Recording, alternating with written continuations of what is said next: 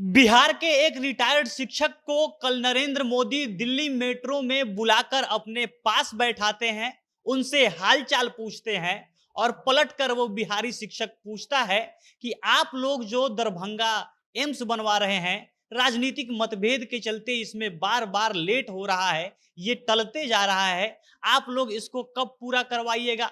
आप लोग जल्दी ये सारा काम करवाइए। दरभंगा के रहने वाले एक रिटायर्ड शिक्षक हैं, नाम है राम बहादुर शाह। और उनको आकर कल वो दिल्ली मेट्रो में जब यात्रा कर रहे थे, तो उनको सुरक्षाकर्मी कहते हैं कि नरेंद्र मोदी आपसे मुलाकात करेंगे। अब राम बहादुर शाह को विश्वास नहीं होता है कि नरेंद्र मोदी उनसे मिलेंगे।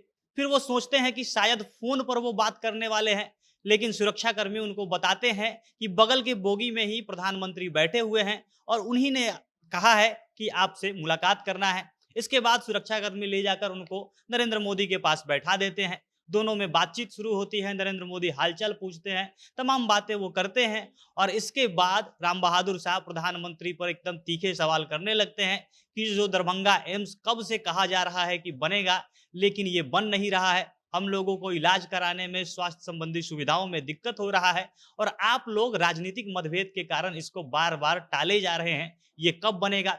अब कल राम बहादुर शाह जो बिहार के दरभंगा के रहने वाले हैं, रिटायर्ड शिक्षक हैं, कैसे उनकी नरेंद्र मोदी से मुलाकात हुई और वहां पर उन्होंने क्या कुछ बात किया है, हर चीज विस्तार से आपको वीडियो में आगे बताएंगे। पर उससे पहले नमस्कार, जनता जंक्शन देख रहे हैं आप और मैं हूं सन्नी मिश्रा। कैमरे के पीछे हमारे साथी विशाल खड़े हैं। दरभंगा जिला के केवटी प्रखंड के रहने वाले राम बहादुर शाह, जिनका गांव रामपुर है, केवटी प्रखंड के अंदर आता है और वहीं के रहने वाले थे। ये कल दिल्ली मेट्रो में यात्रा कर रहे हैं।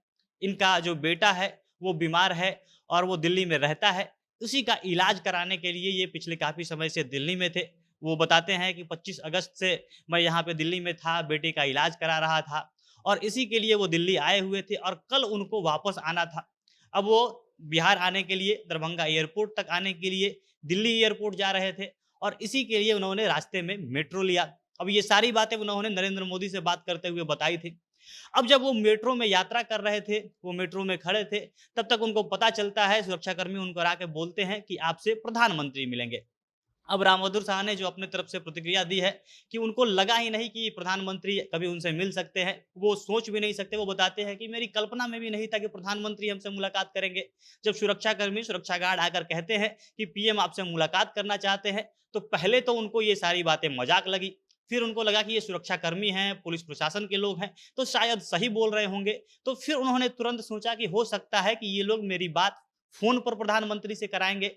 लेकिन सुरक्षाकर्मी कहते हैं कि आप जिस मेट्रो में हैं, बगल वाले बोगी में ही प्रधानमंत्री मोदी बैठे हुए हैं और उन्होंने ही बुलाया है आपको कि आपसे मुलाकात करना चाहते हैं। इसके बाद ले जाकर उनको, राम बहादुर शाह को, प्रधानमंत्री मोदी के पास बैठा दिया जाता है। उनके बगल वाले सीट पे जो खाली थी, वहां पर जाकर राम बहादुर शाह बैठते हैं और दोनों के बीच बातचीत शुरू होती है। प्रधानमंत्री मोदी इनसे पूछते हैं कि हालचाल कैसा है, इनके बारे में बात करते हैं, वो कहाँ से हैं, सब कुछ बताते हैं। ये बताते हैं कि मैं दरभंगा जिला का हूँ, बेटे का इलाज कराने के लिए मैं यहाँ पर आया हुआ था। पिछले 25 अगस्त से मैं यहीं पर हूँ और बेटे का इलाज करवा रहा था और जब बेटा ठीक हो गया है तो मैं वापस घर जा रहा हूँ और इसी के लिए मैंने ये मेट्रो लिया है। यहाँ से एयरपोर्ट जाऊँगा और एयरपोर्ट से मैं वापस दरभंगा जाऊँगा। अब इसके बाद और बातचीत होती है, तो फिर बिहार का हाल-चाल, बिहार के बारे में, यहाँ के विकास के बारे में, अपनी परेशानी और दिक्कतों के बारे में नरेंद्र मोदी पूछते हैं। और तभी यहाँ पर राम बहादुर शाह को, जो दरभंगा जिले के रहने वाले एक रिटायर्ड शिक्षक हैं, उनको मौका मिल जाता है कि वो तमाम सवाल इनसे पूछें।